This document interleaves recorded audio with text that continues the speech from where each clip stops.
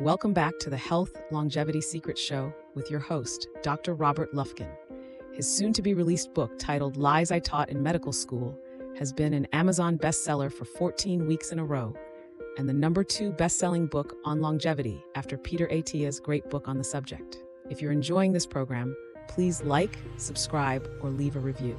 It will help others to learn about our work. And now, please enjoy this week's episode on the subject of why we all need to be brainwashed with our guest, Dr. Austin Perlmutter. Welcome back, everyone. I'm Dr. Robert Lufkin. Today, we get to look at an interesting question: why everyone needs to be brainwashed. And to do this, we unlock the secrets to a sharper mind and more resilient body with my good friend, Dr. Austin Perlmutter, who is the renowned internal medicine specialist and co-author of the book Brainwashed. We journey beyond the conventional medical paradigm and into the vast potential of our brains in order to shape our health decisions and lifestyles. So imagine breaking free from the stuckness that holds back so many of us and replacing it with vibrant health choices that boost our cognition and well-being. This episode is an eye-opener for anyone looking to revolutionize their approach to health by understanding the pivotal role of the brain.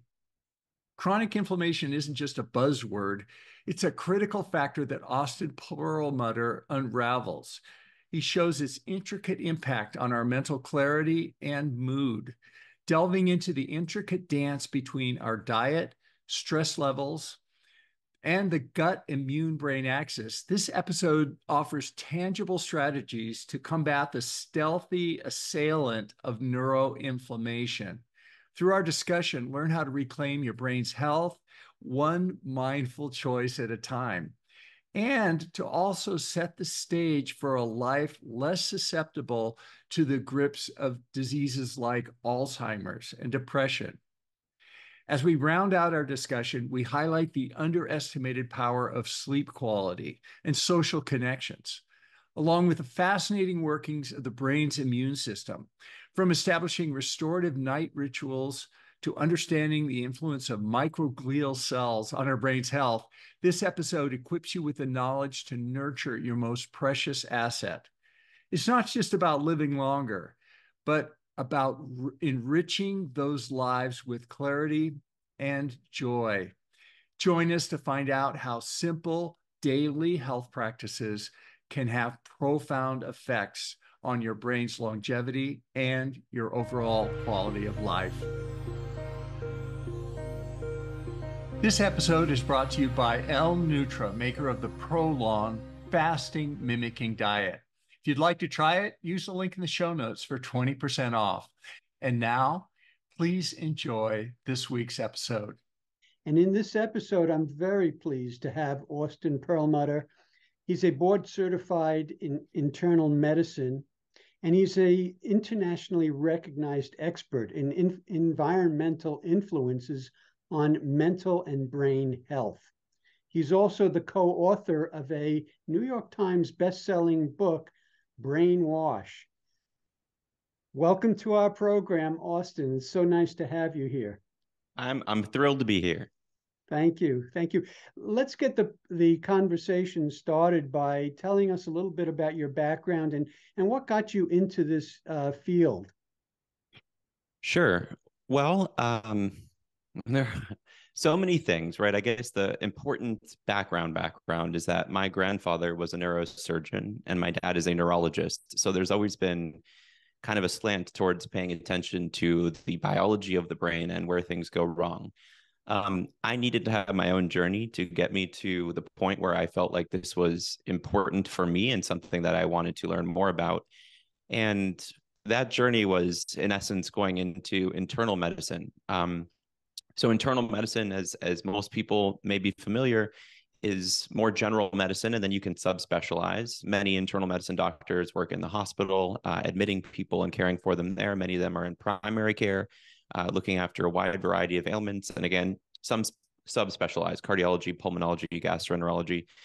But for me, during my internal medicine training and in med school as well, there was a very clear signal that I got, and it was an increasingly clear signal as I neared the end of my training. And that was that despite every amazing modern medicine and therapeutic that we had, that the things that were driving the majority of diseases were not being adequately addressed in the clinic. And this probably isn't, breakthrough information for people listening to this program, but for me, who had expected that coming out with this arsenal of antihypertensive medications, heart failure medications, diabetes medications, I would be capable of reversing disease, and realizing that that was just not the case, it was a big deal. So this led to a number of patient visits where I had this really significant revelation that the best I was doing in most of these cases was slowing the rate of decline, meaning you're going along, you're getting worse, and that slope can be a little bit less steep, but really not addressing the reasons why people were on that downhill slope in the first place.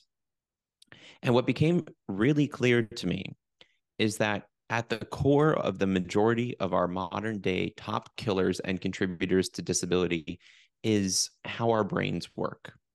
And why is that? It's because our brains are the principal driver of our decision making. So you want to talk about the value of exercising, eating healthy food? Well, in order to care enough to do those things, to be motivated to do those things, your brain has to be set up in the right way. You want to talk about mental health? Well, mental health issues are brain issues. And what I recognize is that we really do have access to some powerful resources as it relates to prevention of brain problems and even treatment of brain problems. And so for the last years, my mission has been to understand the biological basis for what I call stuckness. And that stuckness is what happens in our bodies, and especially in our brains, that programs us towards these destructive patterns.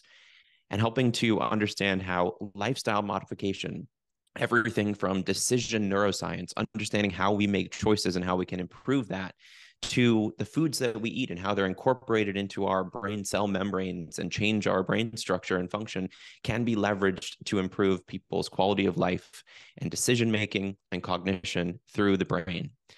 And so that's led me on a number of different kind of pursuits in the last few years, writing books, doing research, educating. It's been incredibly fulfilling, but the bottom line is I'm thrilled to be here to have the opportunity to deliver some of this information to people who maybe haven't heard about the power they have to prevent brain diseases, to prevent a number of other diseases through lifestyle modification. Mm-hmm. Yeah. I appreciate your use of the word stuckness. Because it's something that actually I write about in terms of how our early childhood, the lessons of early childhood, which I refer to as primitive Gestalt patterns, actually freeze our ability to adapt to the environment of our childhood. So we're really talking on the same page. Let's take your interest and your work and kind of look at aging and longevity. What's your perspective on aging and longevity? Well, it's a great question. So as evidenced by this summit even existing, people are desperate to know what they can do to live longer, healthier lives. And what we've seen in the United States for the last few years is that people are actually dying earlier. What we've also seen is that the last decades of people's lives tend to be pretty low quality as it relates to their health. So that's a real problem, because it means that, first of all, we're not living maybe as long as we could be. I think that's pretty true. And second of all, the quality of those years, our health span, is not as good as it could be. Mm-hmm. So then you can say, well, why is this the case? And what science has been pretty clear on is that the top causes of disease, of death, of disability, these are things that relate to the quality of our decisions. So talking about the quality of our day-to-day choices as being principal drivers of how long we live and the quality of those years. And there's a number of different ways you can kind of slice into aging. There are a number of different pathways that are involved. I'm sure, you'll have experts talking about many of those. The ones that I have been kind of principally involved with, or I guess the specific one that I've been spending my time on, is the connection between the immune system and how we age. There are tons of studies, tons of research now showing that as our immune system ages, it correlates with our overall body's aging, and that the aging of our immune system may actually increase the rate at which we develop diseases and even die earlier. And why that's important is, of all the systems in our body, the immune system is one which turns over incredibly rapidly. So you're making millions of new immune cells every minute. There's an incredible opportunity to kind of reset and reprogram your immune system for the better, so that you are reducing your risk of developing these things that increase your risk of dying early, of having a worse overall health span. So we've kind of gone from very wide to very narrow here. We're talking about people are dying earlier than they need to. They're having a lower quality of their life experience than they need to. There's a number of things that contribute to that. One of those things is issues with the immune system, specifically elevation and inflammation and other aging-related immune problems. And that's something that we can act on to go all the way back up to the top of that and act on how long we live and the quality of those years. So I'm interested in how you like to think about influencing the immune system function, but you also talk about neuroinflammation. So let's see if we fit this into the conversation as well, Austin. For sure. You know, there's a lot here that we've already covered in the first few minutes, and I want to make sure that we make this actionable. Many people have heard about inflammation, and I think we have to break this down a little bit so that we can understand some of these higher level concepts. So inflammation is, in essence, defined as kind of damage to swelling, heat, pain of tissue. That's the way people usually think about it, and that's true. But as it relates to risk for dying early, as it relates to risk for basically the majority of our chronic diseases, what we're talking about is chronic inflammation. And what that is a sustained imbalance in the immune system. I'm going to say this again. Inflammation, chronic inflammation, is actually a sustained imbalance in the immune system. So if you're really looking to improve your inflammation, you're actually looking to improve your immune balance. That's the pathway that you need to activate. That relates to risk for, again, most diseases. But why I care about it so much is that we now understand that the immune state of our brains, specifically the inflammatory state of our brains, correlates with our decision-making, with our cognitive state, so meaning risk for developing Alzheimer's and other dementias, quality of our thinking in a given day, and our mood. So that's really important, because what we're saying here is the inflammation in our brains may increase our risk for developing age-related diseases like dementia. It may increase our risk for developing things like depression, which is a big deal at any age. And where I get really excited is influencing brain inflammation may actually improve the quality of our cognition, of our decisions right now. So yes, working on that is a good strategy if you want to reduce your risk for age-related conditions like Alzheimer's disease.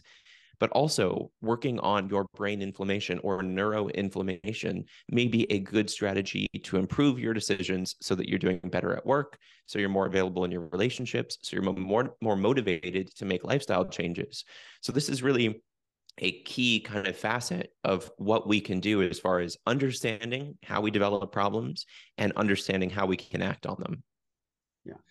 And I like how you connected the mental with the physical, inflammation with our mood and our cognitive processes, because what I find is that we can create this snowball running downhill where inflammation impacts our thinking process, so we don't think as well, creating poor decisions, which create more inflammation, and then it just bounces back and forth.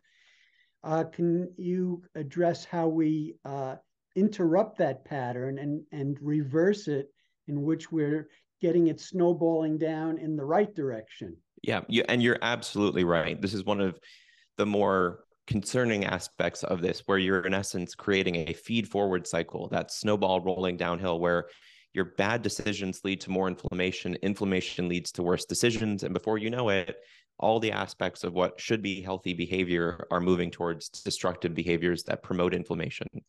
So this is really a big issue. So what can we do about this? How do you break that cycle? As it relates to inflammation, specifically in the brain, I think there are two things to look at. So what can we do to help break the cycle of neuroinflammation? The first is to understand that the brain's inflammatory state is largely a reflection of environmental inputs. So meaning what happens around us, what we take in, has a big role to play in our overall immune state and may influence our brain's immune state. So what are those inputs? What are those variables? Well, certainly it's what we put in our mouths.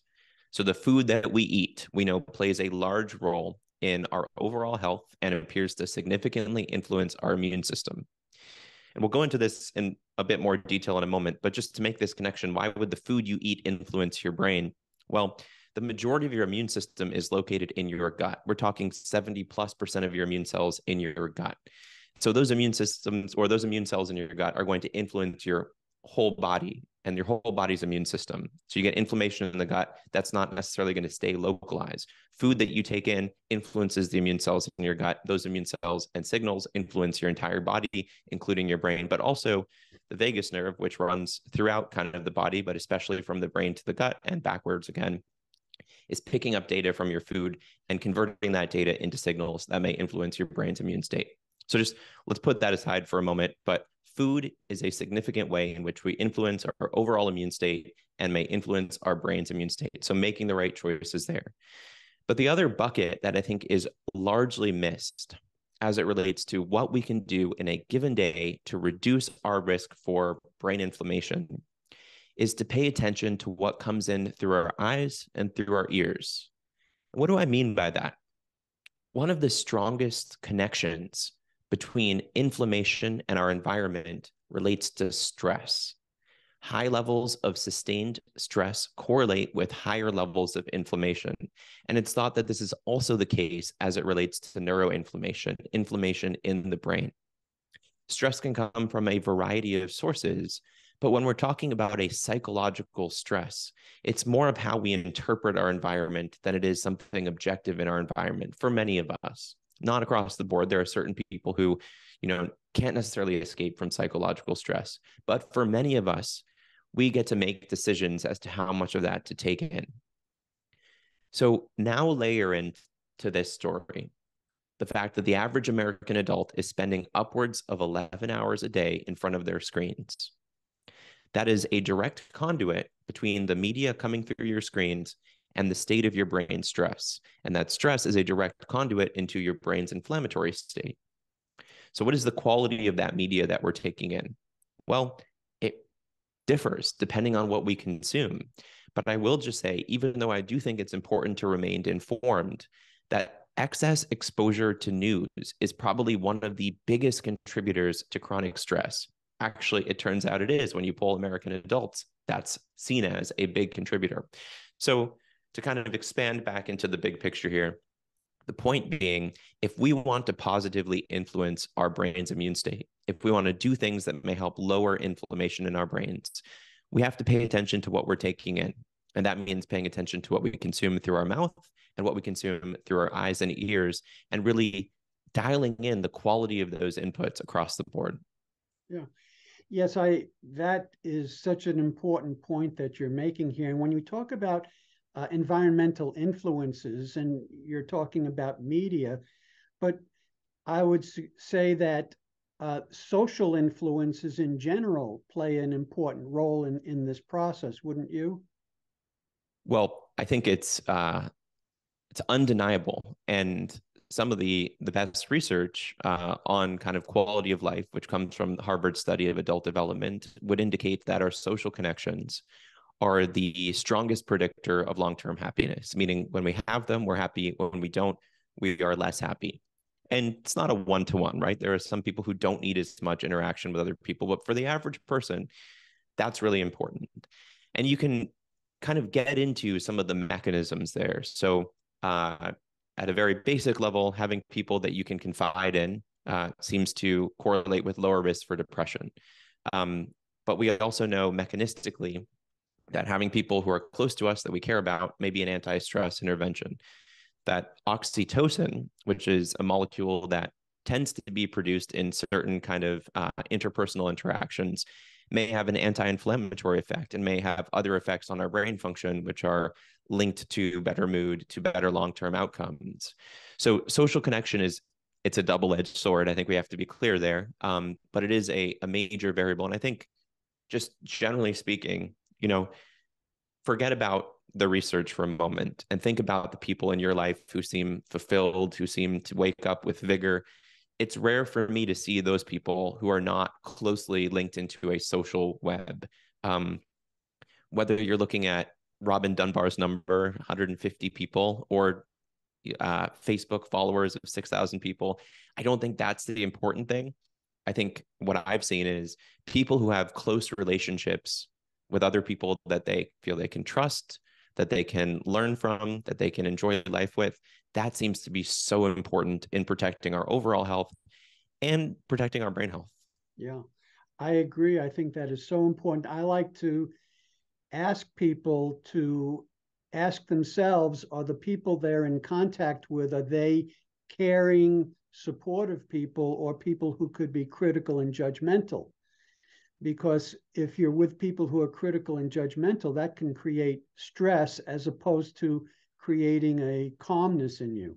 Right. Well, so let's stay on that for a second. I'm just going to throw out this concept, which is social contagion. And there's this idea that's kind of a movement from psychology into biochemistry, which is to look at how certain things may be contagious in ways that are not necessarily like an infectious disease, right? So from an epidemiological perspective, we can talk about a virus being contagious, but now we're recognizing that other things are contagious. So we could talk about obesity. There seems to be a correlate there where people may have this contagious aspect of people in certain circles carrying more body weight. But let's go back to your specific example, which is, you're going to take on, let's say, some of the stress of the people around you. So if inflammation correlates with worse patterns of decision making, then in theory, being around people who have higher levels of inflammation would mean being around people who maybe are making more impulsive choices. But what's also seen is that inflammation may correlate with things like ability to relate to other people. So what you're finding is that inflammation seems to have people withdraw from social interactions. So there's all these ways in which what you're seeing as far as how people behave is actually a reflection of these exact things we're talking about. What's going on in the brain? What's their inflammatory status in their body? So again, you're looking at things from a more macro perspective as far as, oh, that person's feeling this way, that person's talking to me about this thing. What you're seeing is a manifestation of their brain's immune state. And there's really fascinating research showing that if you take healthy participants or volunteers and you inject them with a molecule called LPS, which is a piece of a bacteria that reliably increases inflammation in the body, that they will feel a desire to withdraw from other people. They will feel a desire to not participate, in social activities. They will feel depressed. So thinking about this and thinking about the correlation between inflammation in our bodies and the food that we eat, and thinking about how our modern society in the United States and increasingly in the kind of Western exportation of our diet and our lifestyle is promoting inflammation. Could there be a correlation there between how people's mental health around the world appears to be declining? Could there be a correlation there between loneliness and people feeling socially withdrawn and their diet? I mean, I think there is, at least we should talk about it, because what we're talking about here is that with the mass exportation of unhealthy food patterns, the Western diet or the standard American diet around the world, what we may be doing is not just decreasing people's metabolic health. What we may be doing is not just decreasing people's lifespan, but we may be getting to these fundamental mechanisms of how we interact with other people and how we feel. And in doing so, having a much, much bigger effect on the health of our planet than we think, by something as simple as eating more sugar or eating less fiber, eating less variety of nutrients. So it's a really big deal. Yeah. This is a great connection that you are talking about right now. I know parents would always reflect on how when the kids have sugar, they're bouncing off the walls, but you're taking it another step here. You're talking in a broader sense about how this can influence what goes on in our society, in fact. That's right. And I understand that this may be a little heavy for some people, but one of the revelations that I had is that when you start to understand neuroscience a little bit more, the biochemistry of what happens at the neuron, at the synapse, you can begin to appreciate that the way that we feel and experience life and interact with other people is a reflection of these molecules, these tiny little molecules and receptors, the structure of our neurons, the connections between our neurons, and that is constantly in flux. So we talked earlier about this idea of stuckness, and I do want to qualify that by saying it's really important to understand that your body, and specifically your brain, is always changing. So you've got billions of neurons, you have trillions of connections between those neurons, and those connections in particular are always changing. And the example I give people is, if you know something right now that you didn't know yesterday, how is that possible? It's because you have changed the function structure of your brain in a way that you've encoded new memories. Mm-hmm. So this is always happening, and it can happen for the better, where you are actively changing your brain function to improve your quality of life, or it can happen for the worse.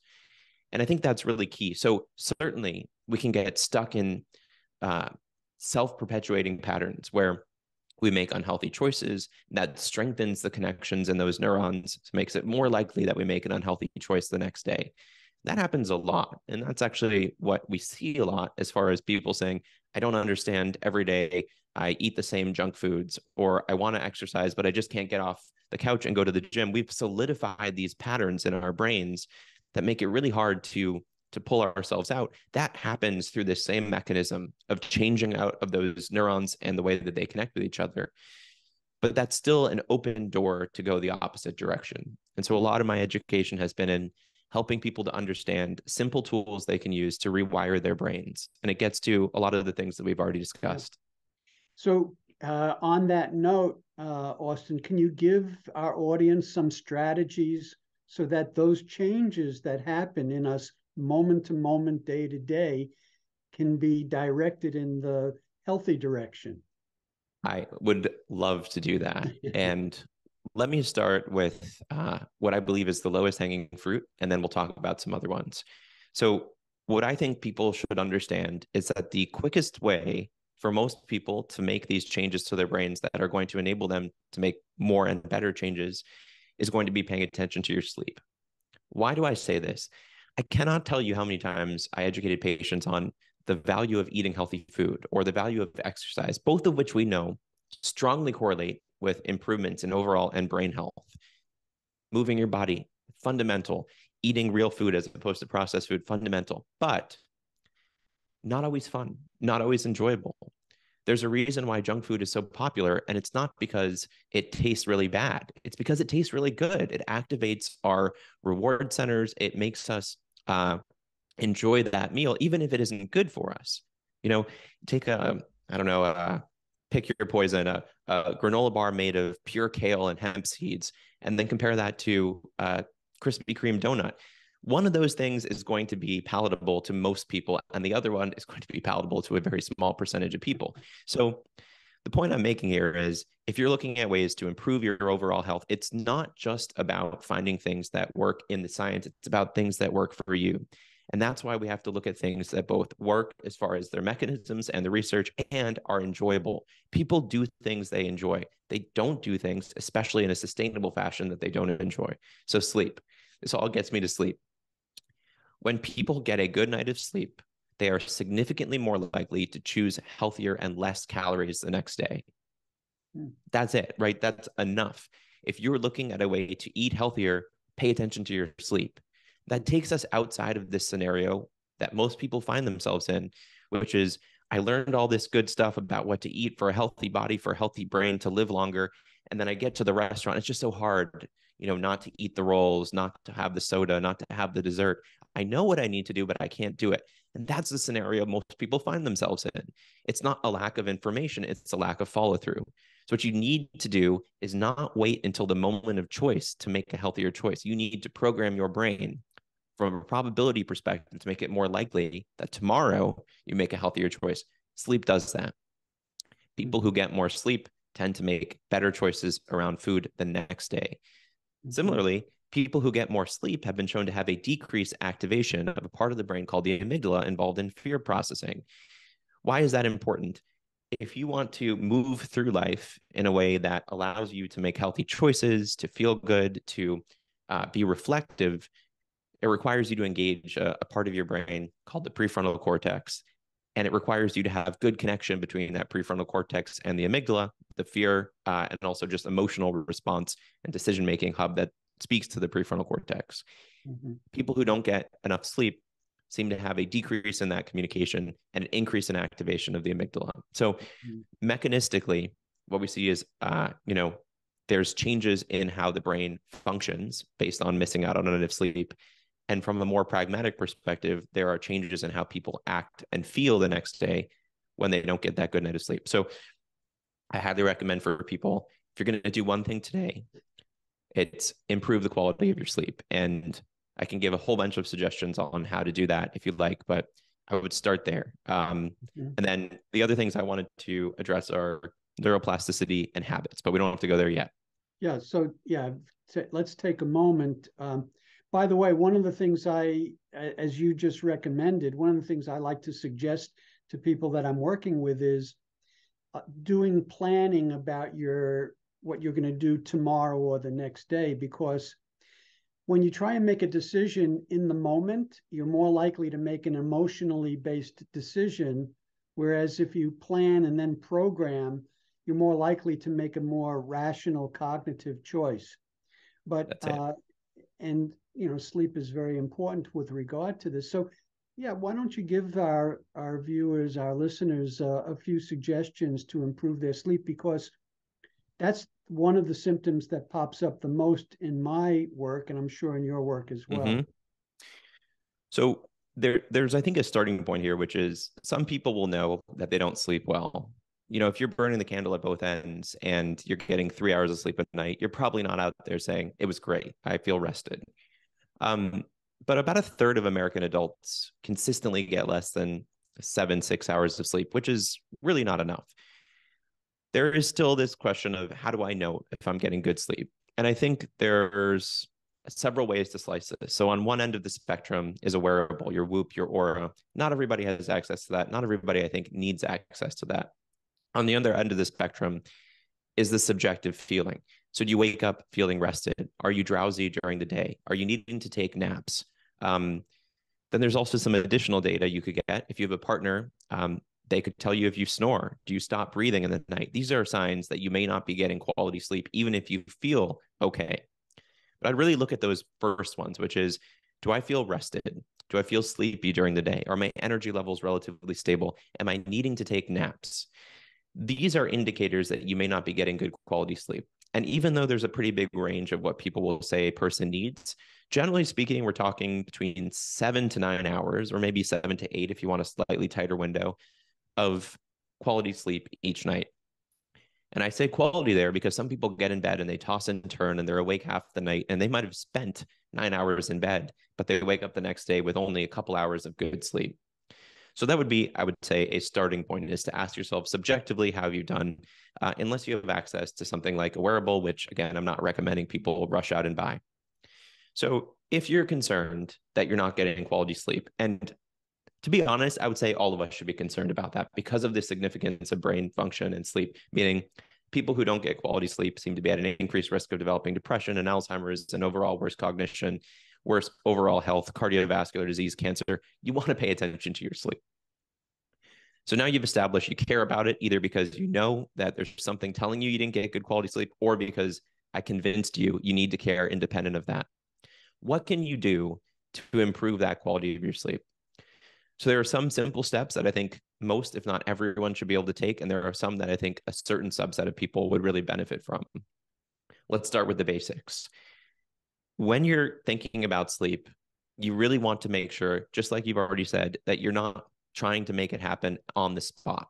It's not like you run your day, you run your race, and then 9:30 p.m., you turn off your phone, you turn off the TV, you get into bed, and you're going to fall asleep. That's not how the human body works. Our bodies, our brains are accustomed to a time that is very different than when we live now, meaning we're accustomed to be paying attention to the light that comes in from the sun, hits our eyes. We are also incredibly sensitive to the light that comes in through our screens.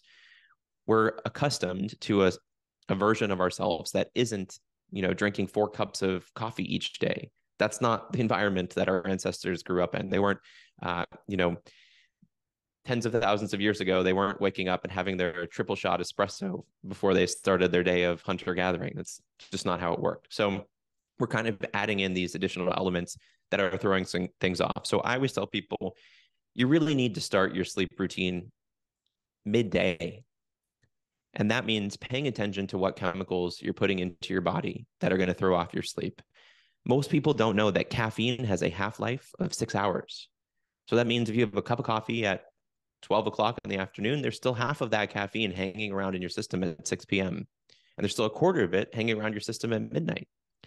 So I would tell people, if you're not already doing this, seriously consider stopping your caffeine intake at 2 p.m. There are some people who are fast metabolizers of caffeine who can handle it later. There are some people who are slow metabolizers of caffeine who may need to increase that to noon or even 10 a.m. But I think as a starting point, understanding that if you're taking in coffee late in the afternoon or any caffeinated drink, that's going to throw off your sleep quality. And just similar on that subject, alcohol is a significant disruptor of sleep quality. So that extra nightcap or whatever might feel like it's making you sleepy, but your sleep quality will actually be declining because of that. So that's one. A couple of other quick tips. One is to lower the temperature of your room. Research shows that when the temperature of the room is lower, it actually promotes better sleep. Somewhere between 60 and 67 degrees is most researchers would recommend. Find what works for you there, but trying to find ways to cool off the room seems like an important step. I'll give one more here, which is consistency of sleep. So a study published in 2018 showed that adults who had more fragmented sleep, meaning they didn't go to sleep at the same time, they woke up at different times, had a number of negative health outcomes. We all kind of know intrinsically that for kids, consistency is really important. Turns out that's key for adults too. So I think getting to bed at a similar time, at least 5 days of the week, and waking up at a similar time, at least 5 days of the week, is really important for keeping our brains in a pattern of feeling sleepy at a certain time and being able to wake up and having high energy at a certain time. And the last thing I'll just say, because I could talk about sleep for a while, is especially if you carry extra weight, especially if you snore, especially if you feel sleepy during the day, or your spouse or partner tells you that you stop breathing in the night, seriously consider talking to your medical provider about getting a sleep study. Sleep apnea is an increasingly large threat, meaning that many more people are experiencing this than they used to, and it is incredibly damaging to our overall immune cardiometabolic health. So that's one of the most straightforward things you can do, is ask your practitioner if you need to be screened for sleep apnea, especially if you have some of those risk factors I described, because there are good things we can do to manage that. And it's one of the things that most strongly correlates with a lot of these health outcomes that I've already described. Yeah.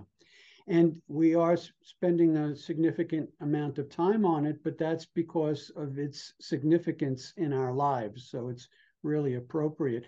You had wanted to touch on neurotransmitters, but I also, perhaps in the same conversation, you've talked about microglial cells. Maybe you can explain what they are and their significance.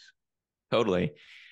Well, for a long time, and still for many people, there's been this idea that the immune system is outside the brain, and then we have this impermeable blood-brain barrier that keeps everything out, and then there's no immunity in the brain. This is very much not the case. For a long time, researchers, scientists have known that the brain has its own immune system, and there's a special cell that lives only in the brain. It's kind of a specialized immune cell. It's called the microglial cell.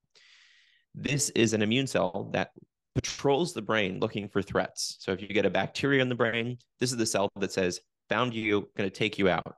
If you have damage in the brain, so if you suffer a concussion or something, they might get activated to help clean up or respond to that damage.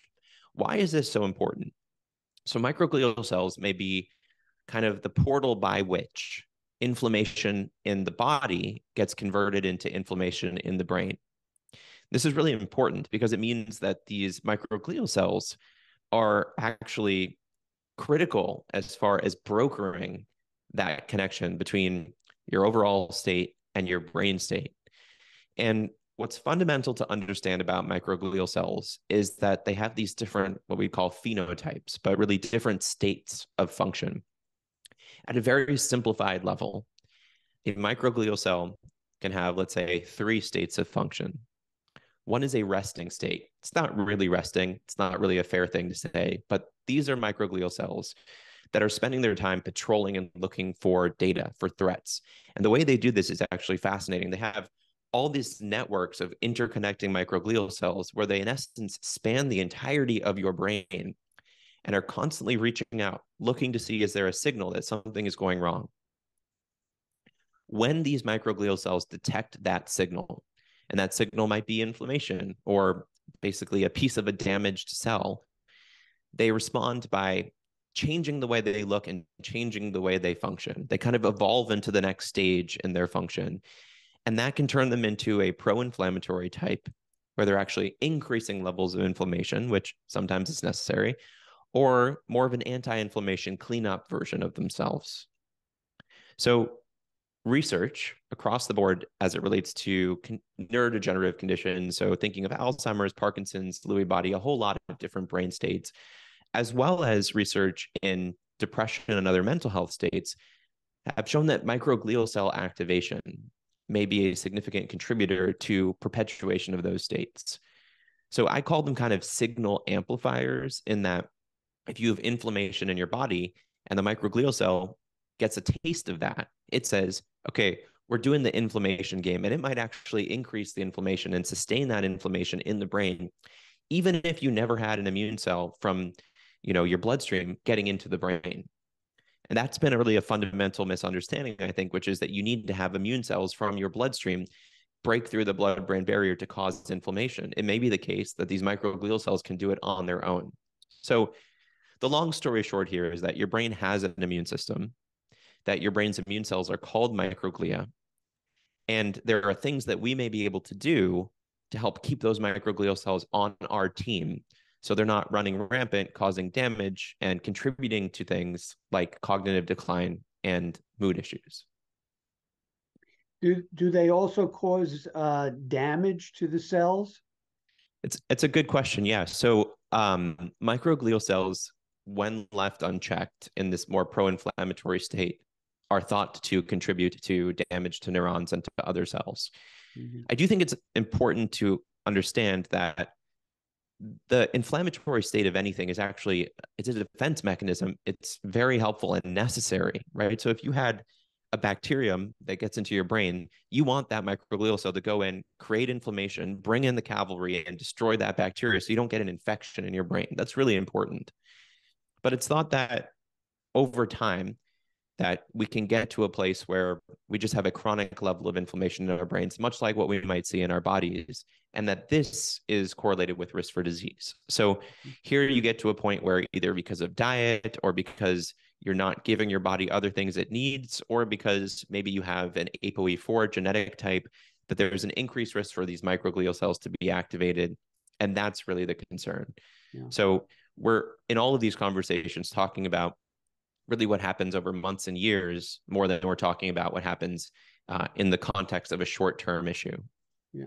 And I would assume that all of the strategies that we've been talking about are consistent with how you maintain good brain health as well. That's right. I mean, it tends to be the case that what's good for your body is good for your brain. Who would have thought? And it tends to also be the case that there are a lot of communication channels between your gut and your brain, and even your fat cells in your brain and your muscles in your brain. All of these things are speaking to each other. So what you do for your body tends to translate into things that you do for your brain. And that's good news because it means for most of us, it's the simple things that matter most as it relates to all of the health outcomes we care about. Mm-hmm. So one of my last couple of questions here is, can you tell us a little bit about how you see neuroplasticity playing a role here in inflammation and longevity? Totally.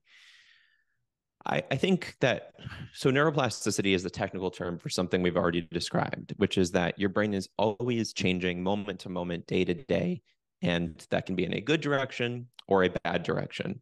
It's just the idea that your brain is always changing as a reflection of what's coming into your body. What research shows is that issues with neuroplasticity are linked to a variety of mental health and cognitive health conditions. So where I focus my attention is primarily in understanding how neuroplasticity maps onto depression. And here, what's been very interesting is kind of these bidirectional pathways. And by bidirectional, I mean they both influence each other. So between inflammation and neuroplasticity is a great example of that. What research has shown pretty consistently is that inflammation, as well as high levels of stress in the brain, appear to dampen healthy neuroplasticity. So they may actually make it harder for us to rewire our brains for the better. There's a number of ways in which this may happen. One of the examples that I like to give is that both chronic stress and inflammation decrease levels of a molecule called brain-derived neurotrophic factor, or BDNF. And BDNF, sometimes thought of as a miracle grow for our brain cells, is key to both creating new brain connections and even growing new brain cells. BDNF levels tend to be lower in conditions like Alzheimer's and depression if you measure them in the spinal fluid, if you measure them in the bloodstream.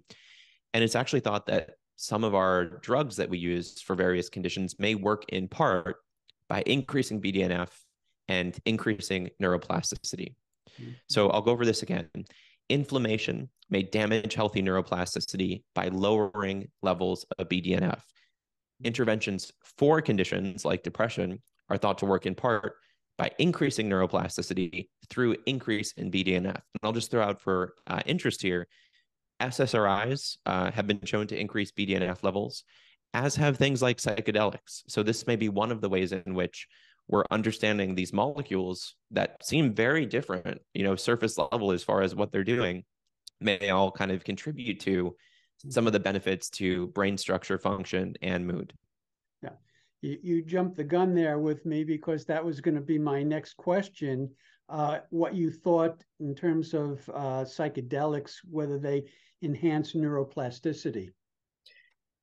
Well, I'll make my current statement on the matter, which is that I am incredibly frustrated with the current state of mental health in the United States, especially, which is that despite access to everything that we're thought is supposed to make us happy and healthy, people are pretty miserable.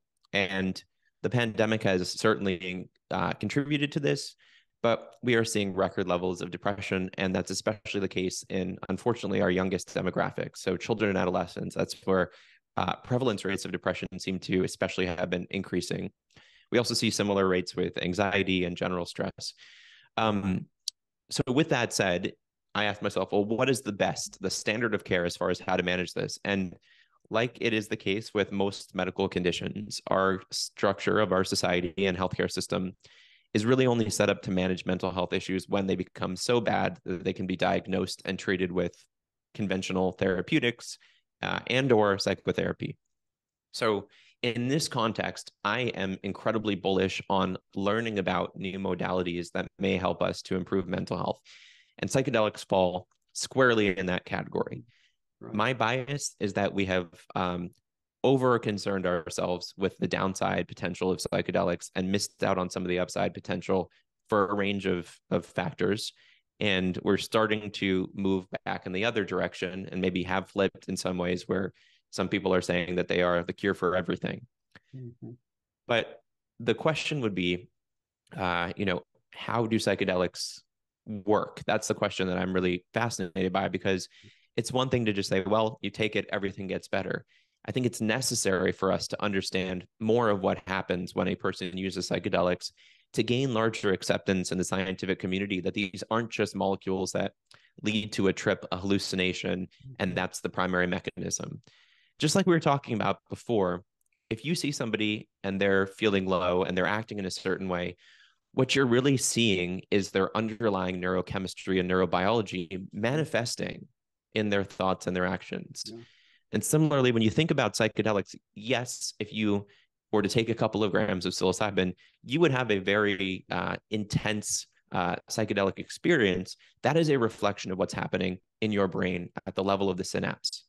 So with all that as a preamble, what do we know about how psychedelics work? The primary mechanism of action for classic or classical psychedelics, and that would be things like LSD and psilocybin and DMT, mescaline, would be that they bind to a specific serotonin receptor called the 2A receptor. But what we now understand is that the 2A receptor itself may activate neuroplasticity. And another way that psychedelics may work, and this is especially the case for ketamine, is by way of activating neuroplasticity through glutamate channels. So I know that's getting very technical. Let me give a couple of details to help kind of round this out. There have been a number of studies conducted in the last few years to look at what happens when people are given psychedelics as it relates to their BDNF levels. And what we've seen, at least in these preliminary studies, is that LSD, ayahuasca, psilocybin, and ketamine are linked to elevations in BDNF levels. So that isn't to say that we've sealed the deal, the connection is secure, but it is to say that there's more at play than just the trip experience. That what we're seeing there is a manifestation of these chemicals, pathways in the brain. And coming back to the initial idea here, if the premise is that so many, if not most of us today, are experiencing some degree of stuckness, where we're locked into patterns of thought and feeling and action that we don't want anymore, but we can't get out of it, neuroplasticity represents the most direct understanding of how we can change our brain structure and function.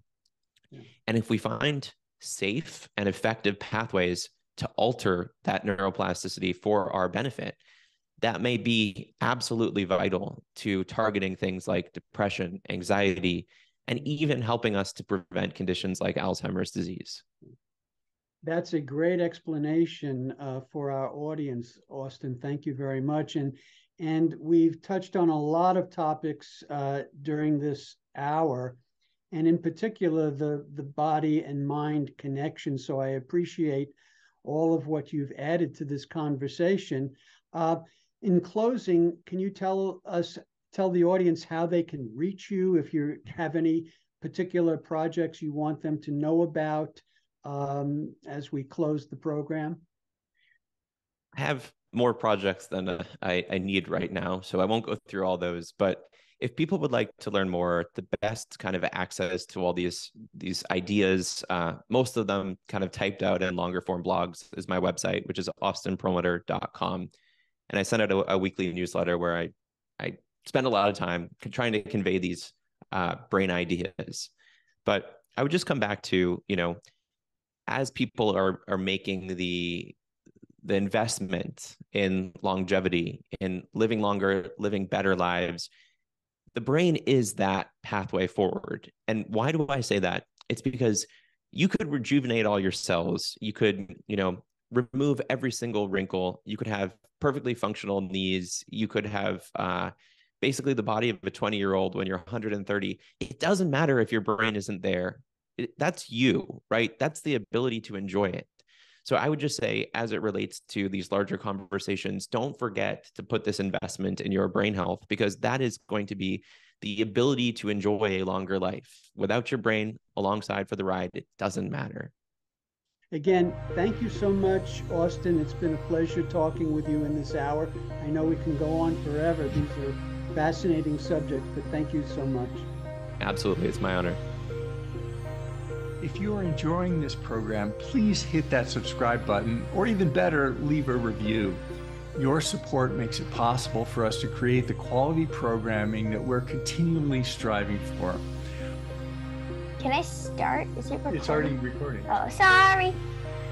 This is for general information and educational purposes only, and it's not intended to constitute or substitute for medical advice or counseling.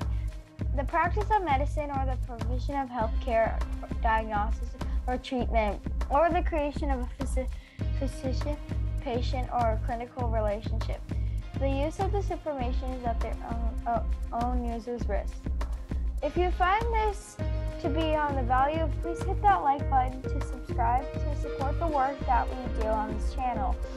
And we take your suggestions and advice very seriously, so please let us know what you'd like to see on this channel. Thanks for watching, and we hope to see you next time. You should say that. No, that's good. You can say that. That's very good. You like it? You want to do it one more time, or is that good? I think that was good. Yes. You need to save the recording. Very good.